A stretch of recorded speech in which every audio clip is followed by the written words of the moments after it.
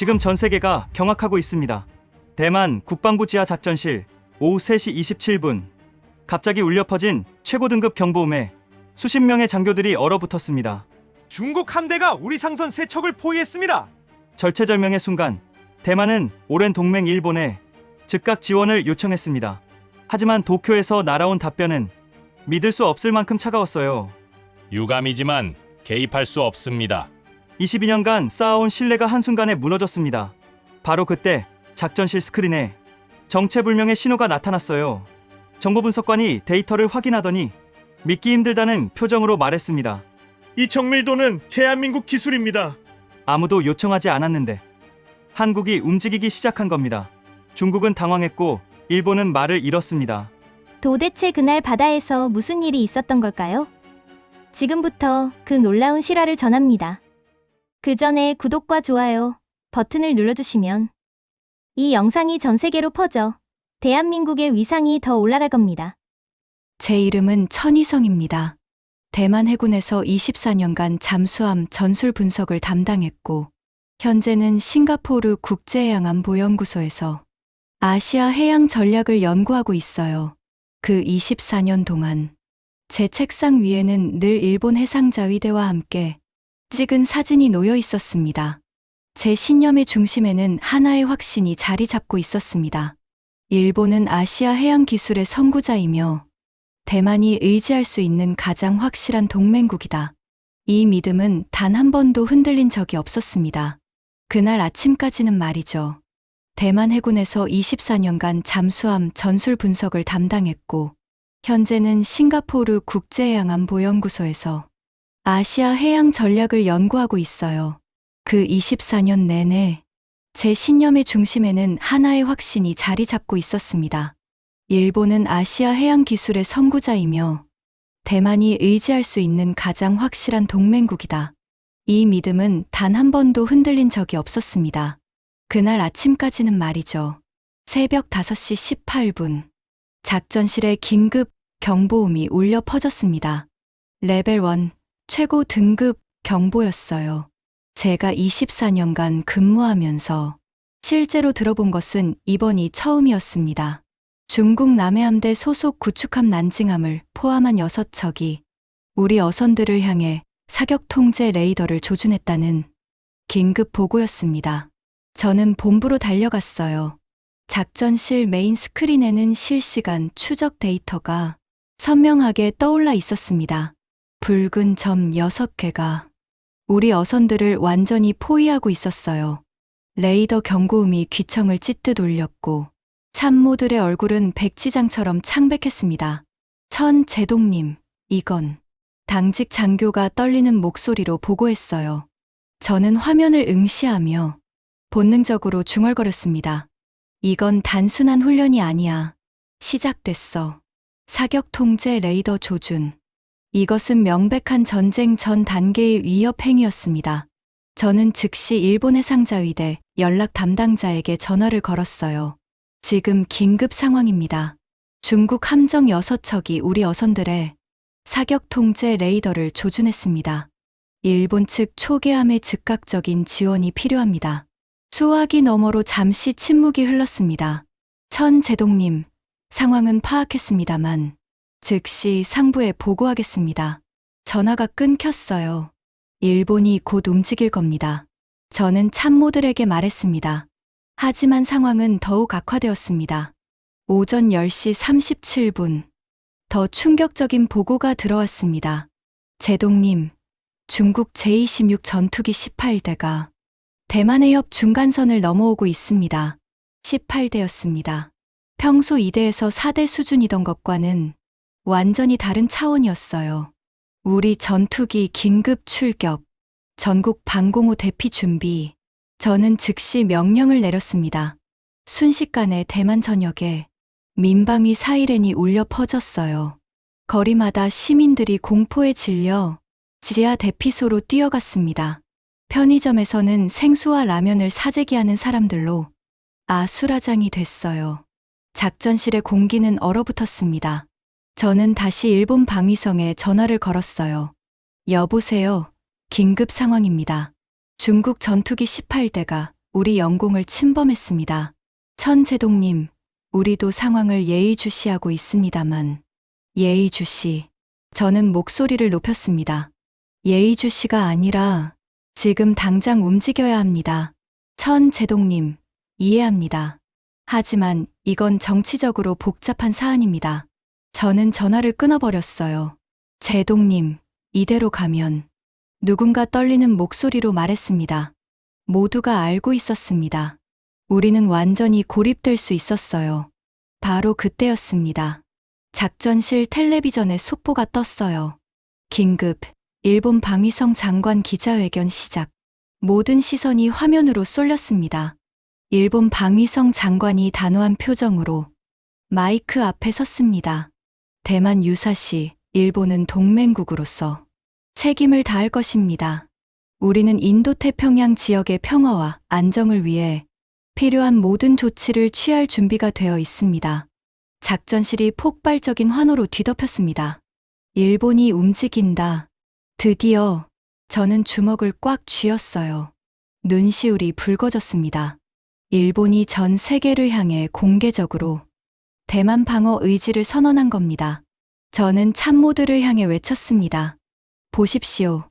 일본은 절대 우리를 버리지 않습니다. 회의실에서 박수가 터져 나왔어요. 몇몇 장교들은 눈물을 흘렸습니다. 그날 저녁, 대만 전역이 들썩였습니다. 뉴스는 온종일 일본 장관의 발언을 반복 보도했고, 시민들은 상점 앞에 일본 국기를 내걸며 감사를 표했어요. 타이베이 거리 곳곳에서 감사합니다. 일본이라는 플래카드가 펄럭였습니다. 그날 오후, 저는 긴급 전략회의를 소집했습니다. 국방부 대회의실에는 고위 장교들이 빼곡히 모였어요. 저는 일본 해상자위대의 전력 배치도를 스크린에 띄우며 설명했습니다. 일본의 P1 초계기가 동중국해를 24시간 감시하고 소로료급 잠수함이 우리 해역을 엄호한다면 중국 수상함의 접근은 사실상 불가능합니다. 이것이 우리에게 필요한 방패입니다. 그때 회의실 뒤쪽에서 왕아오 중령이 조심스럽게 손을 들었습니다. 천제동님, 최근 한국이 차세대 핵추진 잠수함 개발을 본격화한다는 보도가 있었습니다. 일본만 의존하는 것보다 한국과의 협력도 함께 검토하면 어떨까요? 회의실이 조용해졌습니다. 저는 그를 바라보며 단호하게 말했습니다. 하오, 자네 의견도 이해합니다. 하지만 한국의 핵잠수함은 아직 개발 단계일 뿐입니다. 반면 일본은 이미 세계 최고 수준의 디젤 잠수함을 12척이나 보유하고 있고 미국과의 통합 작전 경험도 수십 년입니다. 지금 우리에게 필요한 것은 검증된 파트너입니다. 왕아오는 더 이상 말하지 않았습니다. 하지만 그의 눈빛에는 뭔가 석연치 않은 기색이 남아 있었어요.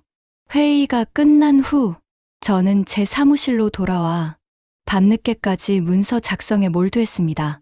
일본 개입 필수 방어 작전 계획서. 이 문서는 제24년 경력의 집약이었어요. 일본 자위대의 출동 시나리오, 대만군과의 역할 분담, 통신 체계 연동 방안까지 빈틈없이 담았습니다. 마지막 서명란 앞에서 저는 잠시 망설였어요. 하지만 주저하지 않았습니다. 펜을 들어 서명했습니다. 천이성. 다음 날 아침, 컴퓨터 모니터에 작은 뉴스 알림이 떴습니다. 속보, 대한민국 차세대 핵잠수함, 아시아 최고 성능평가. 저는 무심코 클릭했어요. 한국 핵추진 잠수함이 미국 해군 전문가들로부터 아시아 최고 수준이라는 평가를 받았다. 특히 SLBM 탑재 능력과 무소음 추진 시스템, AI 기반 탐지 시스템이 세계 최고 수준에 근접했다. 저는 코웃음을 쳤어요. 언론 과장이겠지. 하지만 계속 읽었습니다. 한국은 이미 재래식 잠수함에서 SLBM 수중 발사 시험에 성공한 세계 몇 안 되는 국가다. 일본의 디젤 잠수함을 기술적으로 앞서는 것으로 평가된다. 잠깐, 일본을 앞선다고? 실전 배치 목표는 2027년으로 인도태평양 해양 질서를 재편할 가능성이 있다. 저는 모니터를 껐습니다. 아니야, 일본이면 충분해. 하지만 왕아오의 말이 떠올랐어요.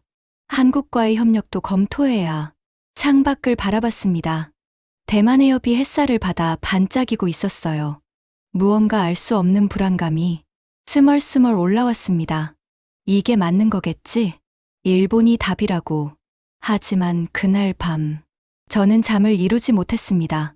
그리고 그것이 제 인생 최대의 오판이었습니다. 중국은 멈추지 않았습니다. 다음 날 새벽, 더 충격적인 보고가 올라왔어요. 중국이 준봉수의 훈련을 선포했다는 내용이었습니다.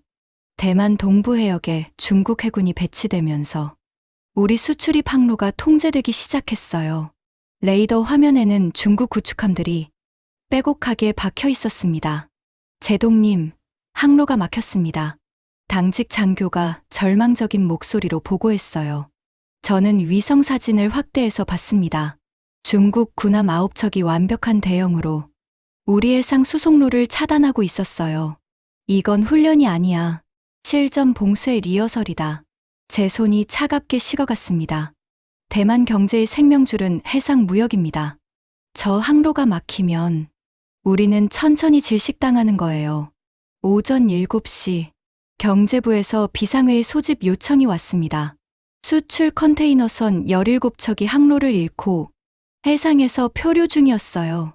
반도체 기업들이 정부에 긴급 대책을 요구했죠. 이대로 가면 48시간 내에 생산 라인이 멈춥니다. 한 최고 경영자가 소리쳤습니다. 대만 증시는 개장 30분 만에 3.7% 폭락했어요. 저는 즉시 일본에 연락을 취했습니다. 일본 해상자위대 연락 담당자에게 긴급 전화를 걸었어요. 현재 중국의 봉쇄 상황에 대해 일본 측 정보를 공유해 주십시오. 수화기 넘어 목소리는 망설였습니다. 제동님, 현재로서는 상황을 예의주시하고 있습니다. 예의주시. 중국 군함이 우리 목을 조르고 있는데 예의주시라니요. 일본 초계함의 현재 위치는 어디입니까? 제가 다시 물었어요. 그 정보는 현재 공유하기 어렵습니다. 공유하기 어렵다. 저는 전화를 끊었습니다. 그날 오후 더 충격적인 보고가 올라왔어요. 일본 초계함 아부쿠마와 센다이 두 척의 항적이 이상하다는 내용이었습니다. 제동님, 일본 함정들의 위치를 확인해 보십시오. 레이더 담당이 저를 급히 불렀어요. 저는 화면 앞으로 뛰어갔습니다. 일본 해상자위대 초계함 두 척의 항적이 화면에 표시되어 있었어요.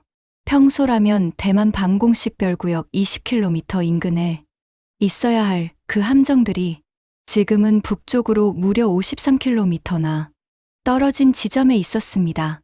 항로 변경 통보를 받았습니까? 제가 물었어요. 아니요, 일절 없었습니다. 담당 장교가 답했죠. 저는 레이더 기록을 확인했습니다. 두 함정 모두 18노트 속도로 계속 북상 중이었어요. 이건 단순한 위치 변경이 아니었습니다. 명백한 후퇴였죠. 저는 다시 일본 연락관에게 전화를 걸었습니다. 새벽 1시였지만 상관없었어요.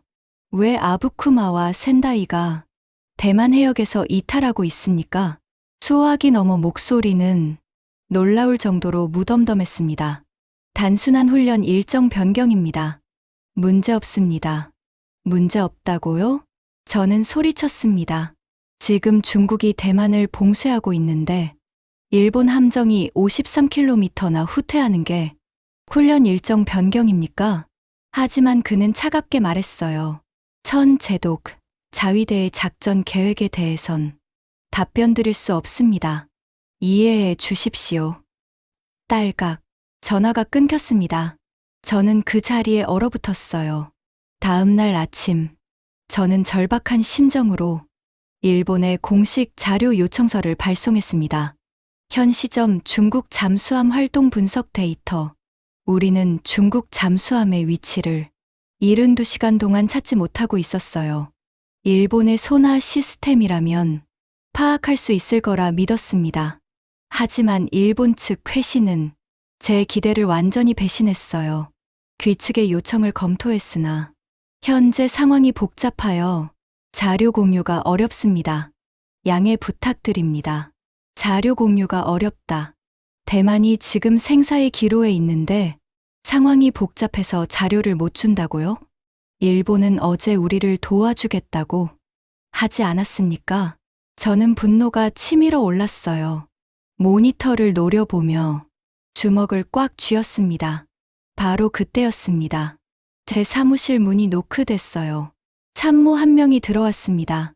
제동님, 대한민국 해군 소속 장교가 왔습니다. 저는 깜짝 놀랐습니다. 뭐라고요? 요청을 보낸 지 겨우 2시간 22분밖에 안 지났는데요.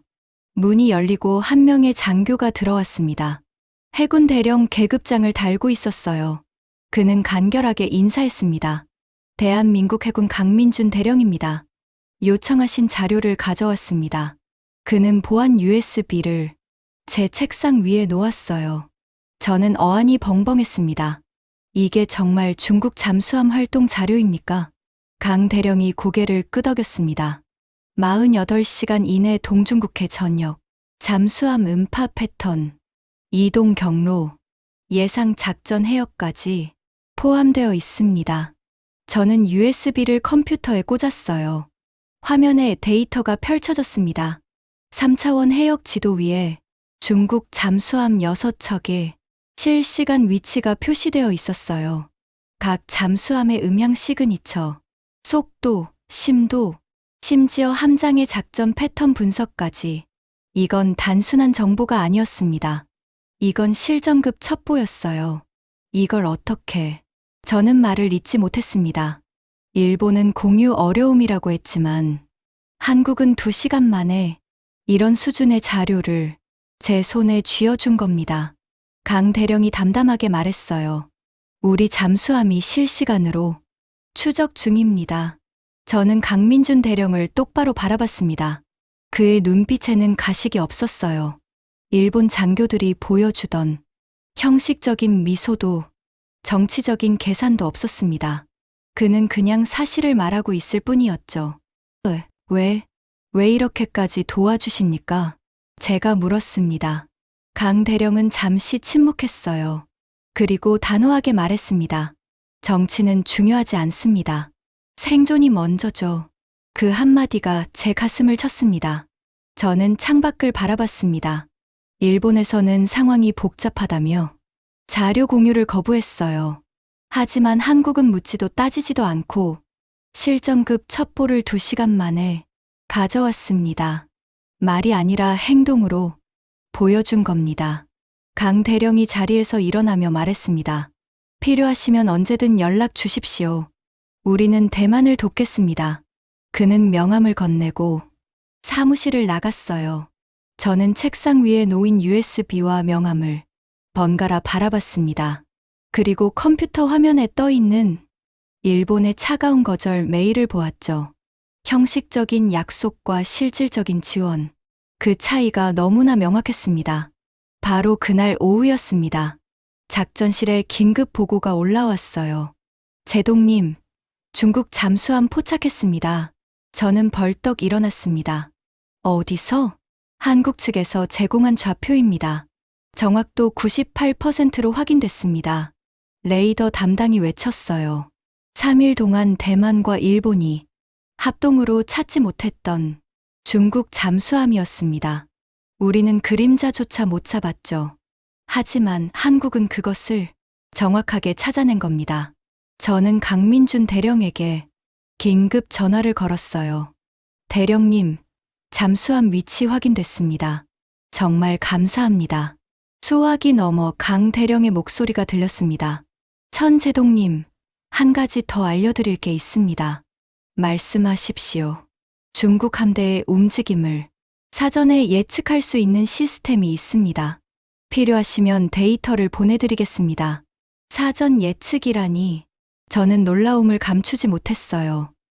그게 가능합니까? 한국은 4년 전부터 그렇게 해왔습니다. 4년 전부터 저는 충격을 받았습니다. 한국은 이미 4년 전부터 AI 기반 예측 시스템을 실전 운용하고 있었다는 뜻입니까? 일본도 못하는 걸 한국은 4년째 하고 있었던 겁니다. 자료 전송하겠습니다. 강 대령이 말했어요. 10분 후 제 컴퓨터로 새로운 파일이 도착했습니다. 중국 함대의 12시간 이동 경로 예측 데이터였어요. 저는 파일을 열었습니다. 화면에는 중국 함정들의 현재 위치뿐만 아니라 앞으로 12시간 동안의 예상 이동 경로까지 빨간 선으로 표시되어 있었습니다. 이건 예언 수준인데요. 저는 중얼거렸습니다. 그날 저녁, 저는 홀로 사무실에 남았습니다. 책상 위에는 2개의 문서가 나란히 놓여 있었어요. 왼쪽에는 일본의 거절 메일. 현재 상황이 복잡하여 자료 공유가 어렵습니다. 오른쪽에는 한국이 보내온 실시간 첩보 데이터. 저는 두 화면을 번갈아 바라봤습니다. 일본은 어제까지만 해도 우리를 도와주겠다고 공개적으로 선언했어요. 하지만 실제 위기가 터지자 함정을 후퇴시키고 자료 공유를 거절하고 전화를 끊어버렸습니다. 반면 한국은 요청하지도 않았는데 2시간 만에 자료를 가져왔어요. 3일 동안 못 찾던 것을 정확하게 찾아냈습니다. 그리고 조용히 담담하게 말했죠. 정치는 중요하지 않습니다. 생존이 먼저죠.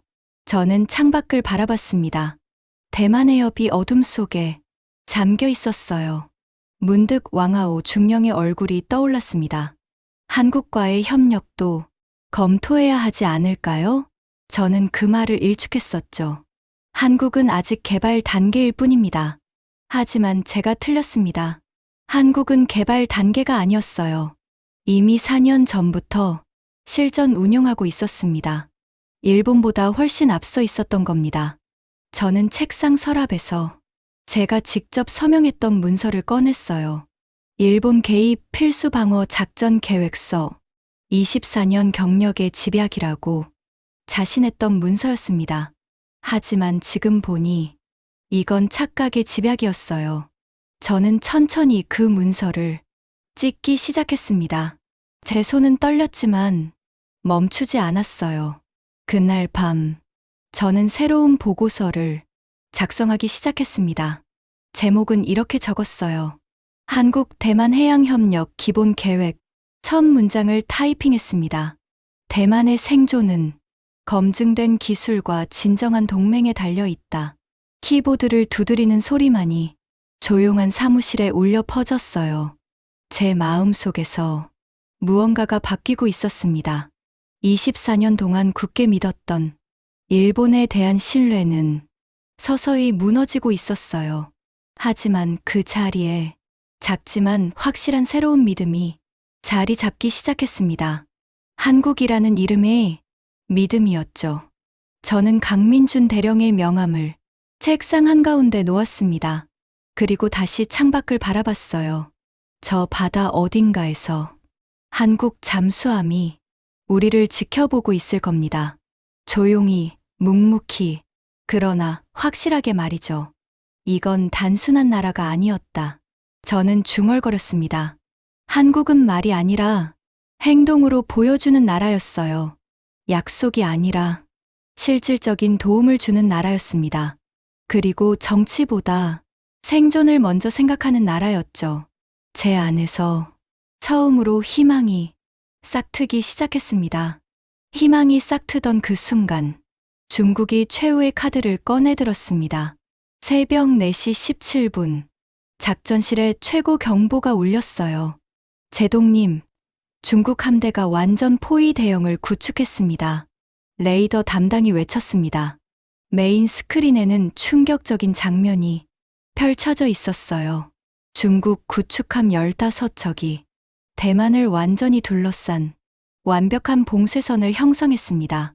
이건 연습이 아니었어요. 7일전 봉쇄였습니다. 모든 항로가 차단됐습니다. 우리 함대가 움직일 수 없습니다.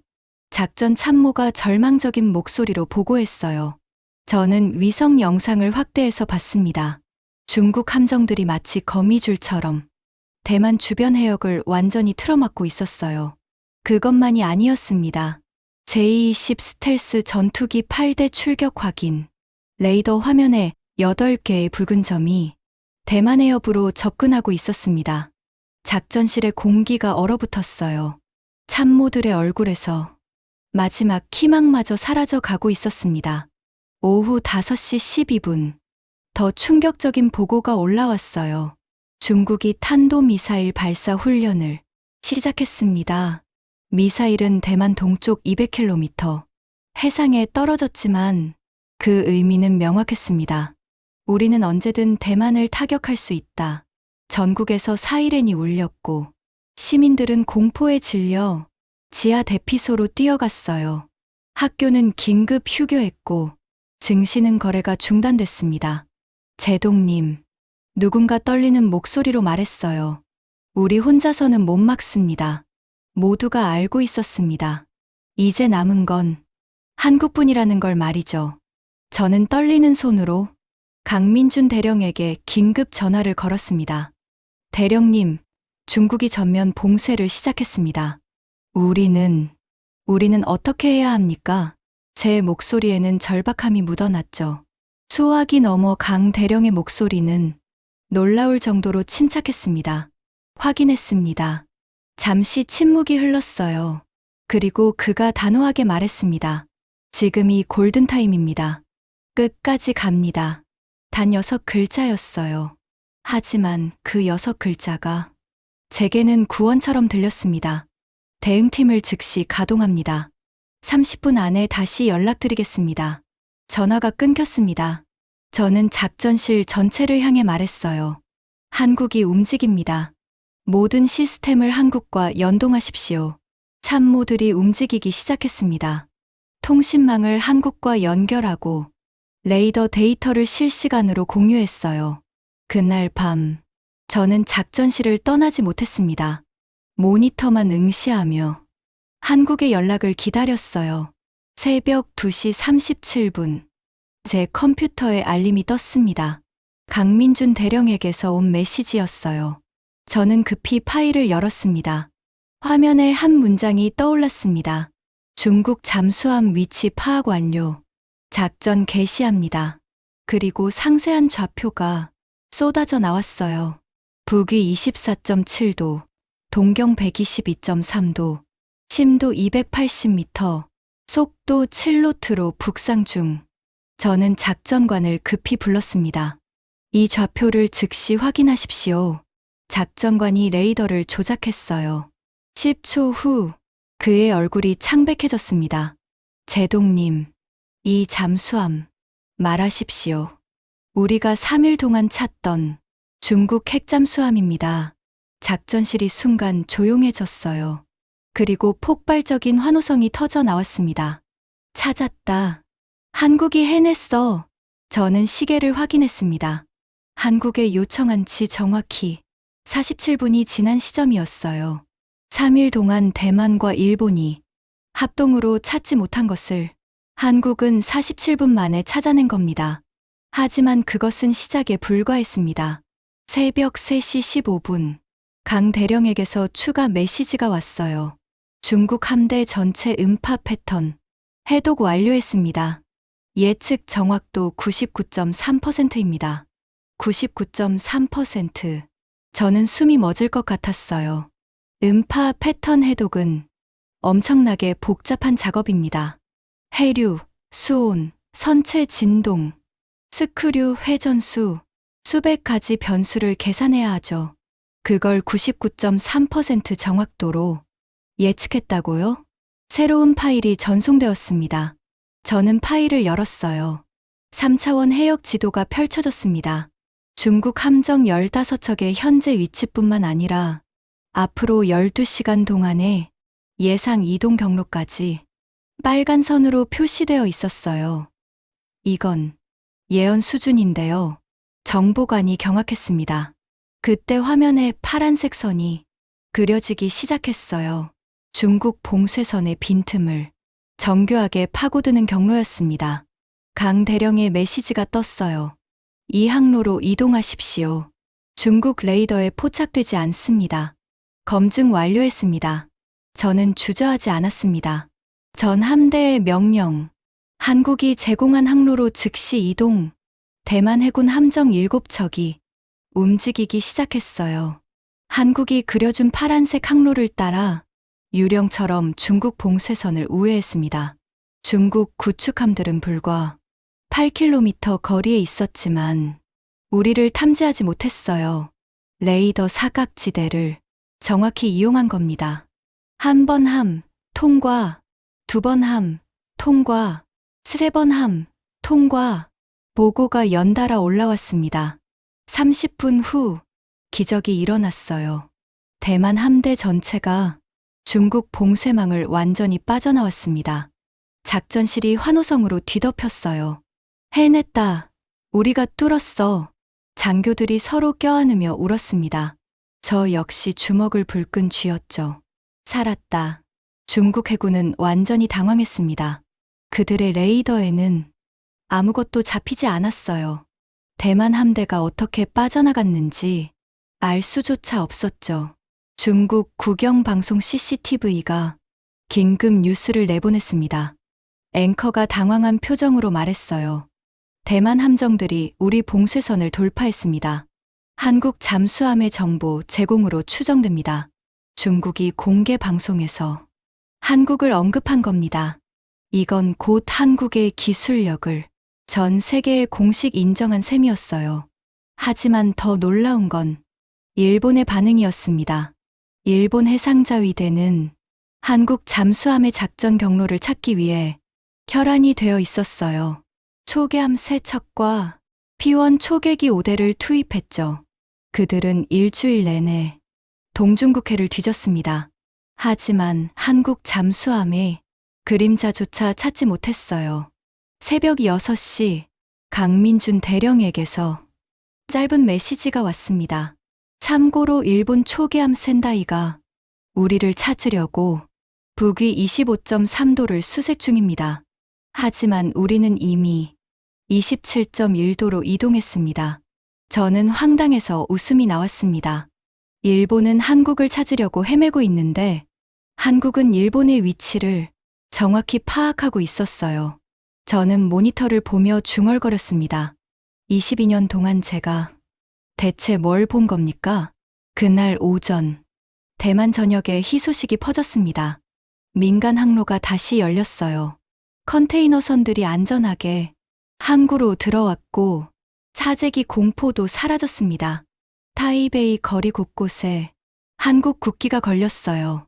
시민들은 SNS에 감사 메시지를 올렸죠. 한국이 우리를 구했다.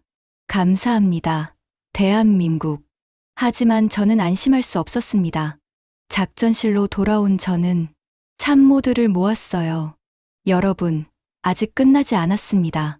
모두가 저를 바라봤어요. 우리는 한 번의 위기를 넘겼지만 중국은 언제든 다시 올 수 있습니다. 일본은 우리를 도와주지 않을 겁니다. 저는 잠시 숨을 고르고 말했습니다. 하지만 우리에게는 이제 진정한 동맹이 생겼습니다. 한국과의 협력 체계를 완전히 구축하십시오. 알겠습니다. 참모들이 일제히 대답했어요. 저는 창밖을 바라봤습니다. 대만 해협이 아침 햇살을 받아 반짝이고 있었어요.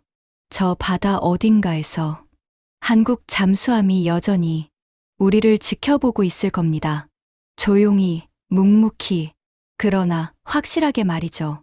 그날 오후, 저는 강민준 대령과 화상회의를 가졌습니다.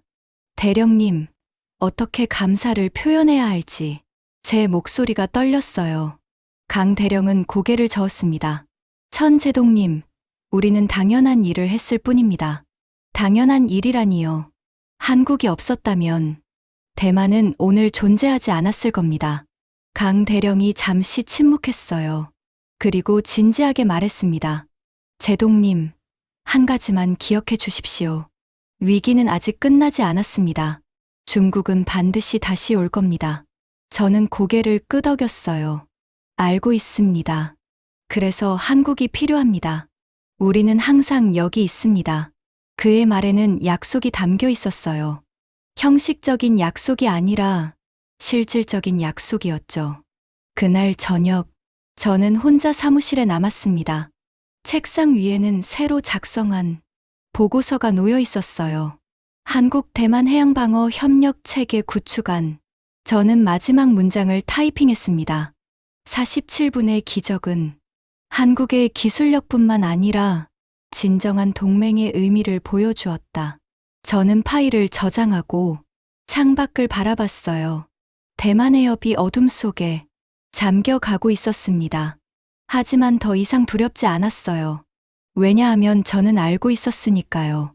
저 바다 아래 어딘가에서 한국이 우리를 지키고 있다는 걸 말이죠. 저는 중얼거렸습니다. 아직 안심할 수 없다. 하지만 이제 우리는 혼자가 아니다. 제 손은 더 이상 떨리지 않았습니다. 왜냐하면 이제 확실한 믿음이 생겼으니까요. 한국이라는 이름의 진정한 동맹 말입니다. 위기를 넘긴 다음 날, 저는 한 가지 궁금증에 사로잡혔습니다. 도대체 한국은 어떻게 그렇게 정확한 정보를 실시간으로 제공할 수 있었을까요? 일본도 못하는 걸 한국은 어떻게 해낸 걸까요? 저는 강민준 대령에게 조심스럽게 물었습니다. 대령님, 한 가지 여쭤봐도 될까요? 말씀하십시오. 한국은 어떻게 그렇게 빠르고 정확하게 정보를 수집할 수 있습니까? 혹시 특별한 정보원이라도? 제 질문에는 약간의 의심이 섞여 있었어요.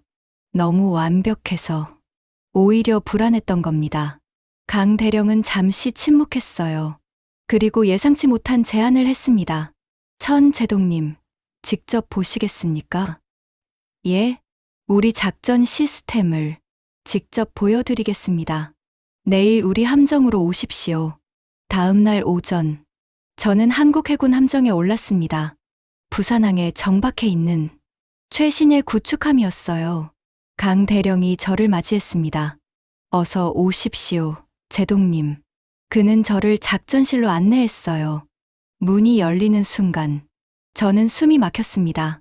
벽면 전체가 투명한 디스플레이로 덮여 있었어요. 실시간으로 움직이는 수백 개의 데이터가 화면에 펼쳐져 있었습니다. 이게 전부 제가 중얼거렸어요. 네, 우리가 수집하는 모든 데이터입니다. 강 대령이 설명했습니다. 이 시스템의 이름은 통합해양정보 네트워크입니다. 줄여서 아이온이라고 부르죠. 그가 화면을 확대했어요. 동중국해 전역에 실시간 해양 데이터가 보였습니다. 수온, 해류, 염도, 음파 전달 속도까지 모든 데이터는 인공지능이 실시간으로 분석합니다. 강 대령이 계속 설명했어요. 하지만 중요한 건 이 모든 데이터가 투명하게 기록된다는 겁니다. 그가 다른 화면을 띄웠습니다. 이건 우리가 천제동님께 보내드린 중국 잠수함 정보의 수집 과정입니다. 화면에는 상세한 로그가 시간 순서대로 나열되어 있었어요. 오전 2시 14분, 음파 신호 최초 포착, 2시 22분, 인공지능 분석 시작, 2시 29분, 잠수함 종류 식별 완료, 2시 37분, 위치, 좌표 확정 및 전송, 모든 과정이 분 단위로 기록되어 있었습니다. 이 기록은 영구 보관됩니다. 강 대령이 말했어요. 누가, 언제, 무슨 데이터를 어떻게 수집했는지 모두 추적할 수 있습니다. 저는 깜짝 놀랐습니다. 왜 그렇게까지 하십니까? 강 대령이 저를 똑바로 바라봤어요. 투명성 때문입니다. 우리는 우리가 하는 모든 일을 증명할 수 있어야 합니다. 그 말이 제 가슴에 와닿았습니다. 그가 또 다른 화면을 열었어요. 이건 우리 팀의 협업 시스템입니다. 화면에는 실시간으로 여러 전문가들이 데이터를 분석하는 모습이 보였습니다. 서울 본부의 해양 분석팀, 부산의 음향 전문가, 제주의 기상 전문가, 그리고 이 함정의 작전팀까지 강 대령이 설명했습니다. 모든 팀이 동일한 데이터를 실시간으로 보면서 각자의 전문 분야에서 분석합니다. 저는 화면을 응시했어요. 채팅창에는 전문가들의 의견이 실시간으로 올라오고 있었습니다. 수온 패턴으로 볼 때 북상 가능성 87%, 음양 시그니처 일치도 93% 확인, 기상 조건 고려 시 예측 경로 수정 필요, 모든 의견이 투명하게 공유되고 있었습니다. 이렇게 하면 실수를 줄일 수 있습니다. 강 대령이 말했어요. 한 사람의 판단이 아니라 여러 전문가의 교차 검증을 거치는 겁니다. 저는 문득 궁금해졌습니다. 대령님, 혹시 일본도 이런 시스템을 가지고 있습니까? 강 대령이 고개를 저었어요. 일본은 다른 방식을 선택했습니다. 그가 조심스럽게 말했습니다. 일본은 정보를 수직적으로 관리합니다. 상급자만 전체 그림을 보고 하급자는 자신의 부분만 봅니다. 왜 그렇게 합니까? 보안 때문이라고 합니다. 정보 유출을 막기 위해서죠. 강 대령이 잠시 멈췄어요. 하지만 우리는 반대로 생각합니다. 진짜 보안은 투명성에서 나온다고요. 저는 그 말의 의미를 천천히 곱씹었습니다. 투명성이 곧 보안이다. 네, 모든 과정이 투명하게 기록되면 누구도 데이터를 조작할 수 없습니다. 그리고 실수가 생겨도 즉시 발견할 수 있죠. 강 대령이 다른 방으로 저를 안내했습니다. 이곳은 교육 시뮬레이션 룸입니다. 넓은 공간에는 여러 개의 모니터와 가상현실 장비들이 있었어요. 우리 승조원들은 매주 이곳에서 훈련합니다. 한 젊은 장교가 헤드셋을 쓰고 시뮬레이션을 하고 있었어요. 화면에는 가상의 중국 잠수함이 나타났습니다. 이 시뮬레이션은 실제 작전 데이터를 기반으로 만들어집니다. 강 대령이 설명했어요. 천 제동님께 보내드린 중국 잠수함 데이터도 이미 교육 자료로 만들어졌습니다. 저는 놀랐습니다. 벌써요? 네. 우리는 모든 작전을 즉시 교육 자료화합니다. 성공한 것도 실패한 것도요. 그가 또 다른 화면을 보여줬어요. 이건 작년에 실패한 작전입니다. 화면에는 실패 사례 분석이라는 제목이 붙어 있었어요. 실패도 공개합니까? 제가 물었습니다. 물론입니다. 강 대령이 단호하게 말했어요. 실패를 숨기면 같은 실수를 반복합니다. 하지만 투명하게 공개하면 모두가 배울 수 있습니다. 저는 그제야 깨달았습니다. 한국의 강점은 단순히 기술이 아니었어요. 투명성, 협업, 그리고 실패로부터 배우는 시스템 자체였던 겁니다. 대령님, 하나 더 여쭤봐도 될까요? 말씀하십시오. 왜 대만을 돕기로 결정했습니까? 정치적으로는 위험한 선택인데요. 강 대령이 잠시 창밖을 바라봤어요. 그리고 천천히 말했습니다. 우리에게는 원칙이 있습니다. 원칙이요? 네, 정의가 우선입니다. 정치적 이익이 아니라요. 그가 저를 바라봤어요. 중국이 대만을 봉쇄하는 건 정의롭지 않습니다. 일본이 약속을 지키지 않는 것도 정의롭지 않죠. 그래서 도운 겁니까? 네, 우리는 옳은 일을 합니다. 그게 위험하더라도요. 저는 그의 눈을 바라봤습니다. 거기에는 흔들림이 없었어요. 그날 오후, 저는 한국 함정의 식당에 초대받았습니다. 강 대령과 몇몇 장교들이 함께 식사를 했어요. 식사 중에 한 젊은 중위가 제게 물었습니다. 제동님, 대만은 괜찮아지셨나요? 저는 고개를 끄덕였어요. 한국 덕분입니다. 그 중위가 웃으며 말했습니다. 저희도 배웠습니다. 이번 작전으로요. 배웠다고요? 네. 대만 해협의 특수한 해류 패턴을 새로 알게 됐습니다. 덕분에 우리 시스템이 더 정확해졌어요. 저는 감동받았습니다. 한국은 대만을 도우면서도 배우려고 하는 자세를 잃지 않고 있었어요. 식사가 끝난 후 한 여성 장교가 다가왔습니다. 제동님, 이거 받아주세요. 그녀가 작은 상자를 건넸어요. 이게 뭡니까? 저희 팀이 만든 음파 분석 프로그램입니다. 대만 해군에서도 쓰실 수 있게 한글과 중국어를 지원합니다. 저는 상자를 받아들며 목이 메었습니다. 감사합니다. 아닙니다. 우리는 동료니까요.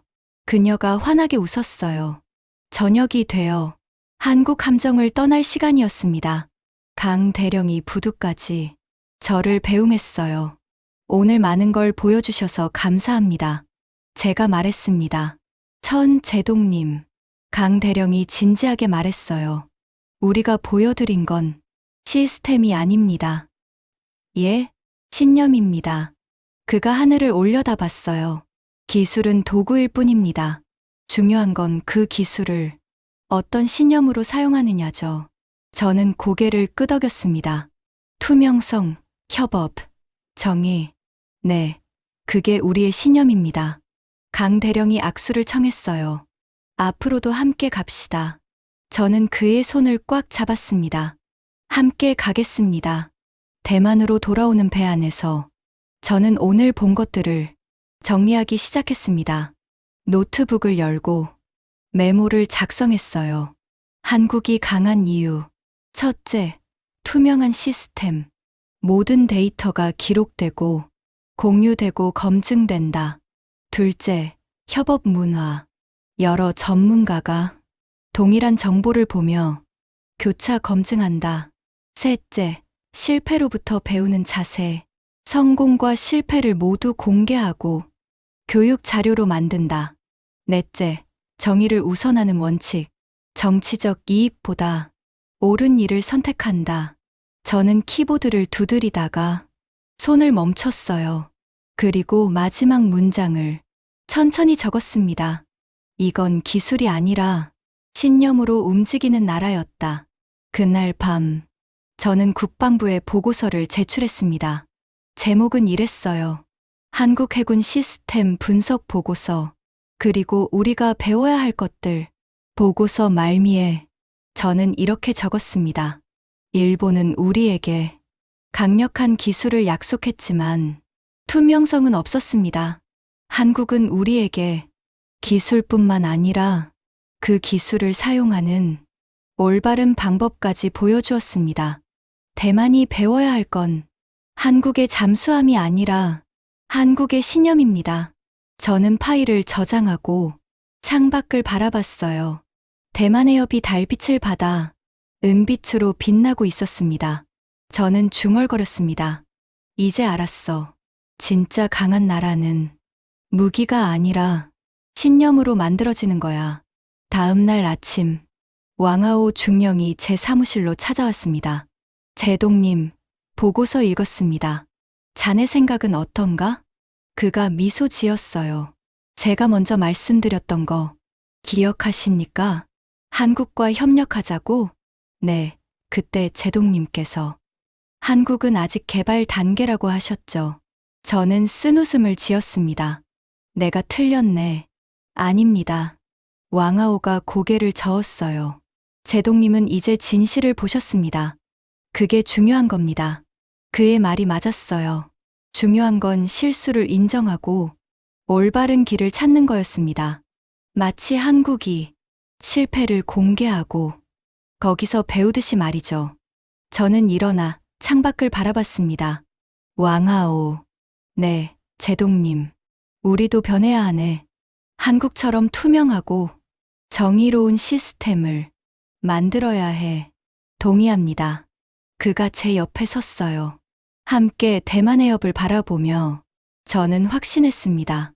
대만의 미래는 한국과 함께 만들어갈 수 있다고 말이죠.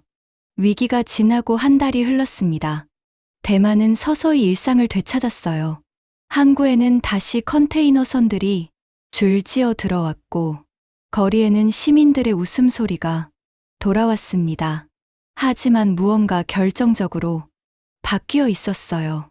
타이베이 거리 곳곳에 걸려있던 일본 국기는 사라졌습니다. 그 자리에는 태극기가 펄럭이고 있었죠. 대만 시민들은 한국 식당에 줄을 서고 한국 드라마를 보며 한국어를 배우기 시작했습니다. 하지만 이건 단순한 유행이 아니었어요. 이건 감사였고, 존경이었고, 믿음이었습니다. 그날, 대만 대통령이 국회에서 특별 성명을 발표한다는 소식이 전해졌습니다. 저도 국회 방청석에 초청받았어요. 오후 2시, 대통령이 연단에 섰습니다. 카메라 플래시가 터졌고, 전 국회의원이 숨죽이며 기다렸어요. 대통령은 천천히, 그러나 또렷하게 말했습니다. 존경하는 국민 여러분, 그리고 의원 여러분, 그의 목소리에는 깊은 감정이 담겨 있었어요. 지난 한 달, 우리는 국가 존망의 위기를 겪었습니다. 국회가 조용해졌습니다. 그 위기 속에서 우리는 중요한 교훈을 얻었습니다. 대통령이 잠시 멈췄어요. 일본은 우리에게 약속했지만 지키지 않았습니다. 그들은 2번이나 우리를 버렸습니다.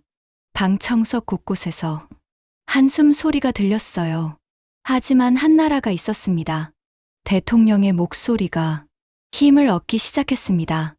요청하지도 않았는데 자료를 보내주고 우리가 찾지 못한 적을 찾아줬으며 봉쇄된 항로를 열어준 나라. 그가 힘주어 말했습니다. 위기의 순간 우리를 도운 나라는 일본이 아니라 대한민국이었습니다. 국회 전체가 기립박수로 화답했습니다. 박수 소리가 5분 넘게 이어졌어요. 저도 일어나 박수를 쳤습니다. 눈물이 흘러내렸죠. 대통령이 계속 말했습니다. 오늘부터 대한민국은 대만의 공식 전략 파트너입니다. 우리는 한국과 함께 새로운 미래를 만들어갈 것입니다. 그날 저녁, 이 소식은 전 세계로 퍼져나갔습니다. CNN은 특집 방송을 편성했어요. 한국, 대만 구한 새로운 강자로 부상. BBC도 보도했습니다. 일본을 제치고 아시아 해양 질서의 중심이 된 한국. 하지만 가장 놀라운 건 일본의 반응이었습니다. 일본 아사히 신문 일면에는 충격적인 헤드라인이 실렸어요. 한국 기술, 일본 능가. 우리는 무엇을 했는가? 요미우리 신문도 특집 기사를 냈습니다. 대만도 한국을 선택했다. 일본의 오만이 동맹을 잃게 했다. 일본 군사 전문가들이 텔레비전에 나와 자성하기 시작했어요. 우리는 한국을 과소평가했습니다. 그 사이 한국은 우리를 앞질렀어요. 한 전직 해상자위대 제독은 공개 사과까지 했습니다. 대만에 거짓 약속을 한 것을 일본 국민으로서 부끄럽게 생각합니다. 일본 네티즌들의 반응도 폭발적이었죠. 정부가 거짓말로 국민을 속였다. 한국에게 배워야 한다. 우리의 오만함이 문제였다. 댓글이 수만 개씩 달렸습니다. 하지만 더 결정적인 것은 중국의 반응이었어요. 중국 국방부 내부 보고서가 언론에 유출됐습니다. 그 내용은 충격적이었죠. 한국 잠수함 기술은 동아시아 전략 구조를 근본적으로 변화시킬 잠재력을 보유했다. 한국을 경계 대상 1순위로 격상한다. 적국인 중국조차 한국을 인정한 겁니다. 아니, 인정을 넘어 두려워하고 있었어요. 그로부터 2주 후 싱가포르에서 인도태평양 해양안보 포럼이 열렸습니다. 미국, 영국, 호주, 일본, 한국, 그리고 대만이 참석했어요. 전 세계 군사 전문가들이 모인 자리였죠. 저도 대만 대표단의 일원으로 참석했습니다. 포럼 첫날, 미국 인도태평양 사령부 제독이 연단에 섰어요. 그는 대형 스크린에 한국 잠수함의 작전 데이터를 띄우며 말했습니다. 이번 대만 사태에서 가장 결정적 역할을 한 것은 한국의 차세대 잠수함 기술이었습니다. 회의장이 술렁였습니다. 99.3% 예측 정확도, 47분 탐지 성공, 역탐지 능력. 그가 강조해서 말했어요. 이것은 게임 체인저입니다. 영국 해군 제독이 고개를 끄덕이며 말했습니다. 한국은 이제 해양 강국 반열에 올랐습니다. 호주 국방장관도 덧붙였죠. 우리는 한국과의 협력을 확대할 계획입니다. 일본 대표단은 조용했습니다. 일본 전문가들은 고개를 숙이고 있었어요. 누구도 반론을 제기하지 못했죠. 할 말이 없었으니까요. 포럼이 끝난 후 저는 복도에서 예전에 저를 조롱했던 일본 전문가와 마주쳤습니다. 그는 저를 보더니 시선을 피했어요. 저는 그냥 지나칠 수도 있었습니다. 하지만 한마디는 하고 싶었죠. 정치적 발언이 아니라 실제 행동이 얼마나 중요한지 이제 아시겠습니까? 그는 아무 대답도 하지 못했습니다. 그냥 고개를 숙이고 자리를 떴어요. 저는 그의 뒷모습을 바라보며 씁쓸한 미소를 지었습니다. 10년 넘게 친구라고 믿었던 사람이었는데 말이죠. 포럼 마지막 날, 저는 특별 강연을 요청받았습니다. 제목은 이랬어요. 위기 속에서 발견한 진정한 동맹. 강연장에는 200명이 넘는 각국 군사 전문가들이 빼곡히 앉아 있었습니다. 저는 연단에 올라 천천히 말하기 시작했어요.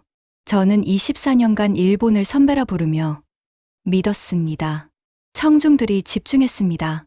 그러나 그들은 우리를 방패로 여겼고 2번이나 우리를 버렸습니다. 저는 잠시 숨을 고르고 계속 말했어요. 저는 한국을 후발주자라 부르며 무시했습니다. 제 목소리가 떨렸습니다. 그러나 그들은 우리를 동료로 대했고 단 한 번도 우리를 포기하지 않았어요. 저는 스크린에 한국 잠수함 사진을 띄웠습니다. 여러분, 위기가 지나고 돌아보니 일본은 우리 앞에서 말로 우리를 기만했고 한국은 우리 뒤에서 행동으로 우리를 지켰습니다. 청중석에서 고개를 끄덕이는 사람들이 보였어요. 저는 마지막 슬라이드를 띄웠습니다. 거기에는 단 한 문장이 적혀 있었어요. 한국은 기술의 나라가 아니라 사람의 나라다. 저는 그 문장을 가리키며 말했습니다. 한국의 잠수함이 우리를 구한 게 아닙니다. 한국의 신념이 우리를 구했어요. 투명성, 협업, 정의. 그것이 한국의 진짜 힘이었습니다. 강연장에 박수가 터져 나왔습니다. 저는 마지막으로 말했어요. 동아시아의 낡은 질서는 끝났습니다. 대만의 미래는 아시아의 새로운 중심이 된 나라, 대한민국과 함께 만들어갈 것입니다. 기립 박수가 이어졌습니다. 박수 소리가 5분 넘게 계속됐어요. 강연이 끝난 후 강민준 대령이 저를 찾아왔습니다. 훌륭한 강연이었습니다. 제독님, 대령님 덕분입니다. 저는 그에게 악수를 청했어요. 한국이 없었다면 오늘의 대만은 없었을 겁니다. 강 대령이 고개를 저었습니다. 천 제독님, 이건 시작일 뿐입니다. 시작이요? 네, 우리가 함께 만들어갈 미래 말입니다. 그가 창밖을 가리켰어요. 싱가포르 해협이 저녁 노을을 받아 황금빛으로 빛나고 있었습니다. 저 바다가 평화로운 건 누군가 지키고 있기 때문입니다. 강 대령이 말했어요. 우리가 함께 그 누군가가 되는 겁니다. 저는 그의 손을 꽉 잡았습니다. 함께 가겠습니다. 그날 밤, 저는 호텔 방에서 마지막 보고서를 작성했습니다. 제목은 이랬어요. 아시아의 새로운 희망. 대한민국이 보여준 진정한 동맹의 의미. 저는 키보드를 두드리며 마지막 문장을 적었습니다. 일본의 말과 한국의 행동. 그 차이가 대만의 운명을 바꿨다. 한국은 단순히 기술로 우리를 구한 게 아니다. 신념과 정의로 우리를 구했다. 저는 잠시 멈췄어요.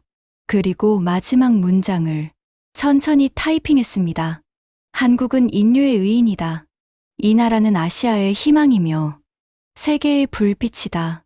파일을 저장하는 순간 제 눈에서 눈물이 흘러내렸습니다.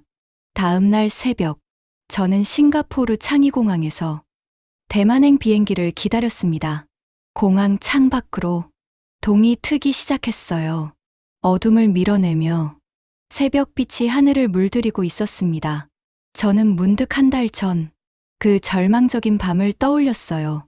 중국 함정들이 대만을 완전히 포위했고 일본은 우리를 버렸으며 모든 희망이 사라진 것처럼 보였던 그 밤 말입니다. 하지만 바로 그 어둠 속에서 한 줄기 빛이 나타났었죠. 한국이라는 이름의 빛. 탑승 안내 방송이 나왔습니다. 저는 가방을 들고 게이트로 향했어요. 비행기에 오르면서 창밖을 바라봤습니다. 활주로의 불빛들이 줄지어 켜져 있었어요. 마치 희망의 길을 밝혀주는 것처럼 비행기가 이륙하기 시작했습니다. 싱가포르의 불빛들이 점점 작아지고 하늘이 점점 밝아졌어요. 저는 창밖을 보며 조용히 중얼거렸습니다. 한국, 당신들은 우리에게 단순히 기술을 준 게 아니라 희망을 주었습니다. 비행기가 구름 위로 올라갔습니다. 아래로는 끝없는 바다가 펼쳐져 있었어요. 저 바다 어딘가에서 한국 잠수함이 여전히 평화를 지키고 있겠죠. 조용히, 묵묵히, 그러나 확실하게 저는 눈을 감았습니다. 그리고 확신했어요. 대만의 미래는 더 이상 어둡지 않다고. 왜냐하면 우리에게는 이제 진정한 동맹이 있으니까요. 말이 아닌 행동으로, 약속이 아닌 신념으로, 정치가 아닌 정의로 우리와 함께하는 나라, 대한민국. 비행기 창밖으로 태양이 완전히 떠올랐습니다. 새로운 하루가 시작되고 있었어요. 아니, 새로운 시대가 시작되고 있었습니다. 한국과 대만이 함께 만들어갈 희망의 시대. 저는 미소 지으며 다시 한번 중얼거렸습니다. 이 나라는 희망의 불빛이다. 여러분, 오늘 이야기는 어떠셨습니까? 일본만 믿었던 대만 해군 제독 천이성. 그가 일본의 배신 속에서 절망했지만 한국의 진심 어린 행동으로 희망을 되찾고 대만의 운명을 바꾼 이야기였습니다. 말이 아닌 행동으로, 정치가 아닌 생존으로 대만을 구한 대한민국의 저력을 보셨죠? 이 이야기가 가슴 뭉클하셨다면 좋아요 버튼으로 여러분의 마음을 전해주세요. 그리고 댓글로 여러분의 생각도 들려주시면 감사하겠습니다. 구독과 알림 설정까지 해주시면 앞으로도 더 감동적이고 자랑스러운 대한민국의 이야기로 찾아뵙겠습니다. 오늘도 함께해 주셔서 진심으로 감사드립니다.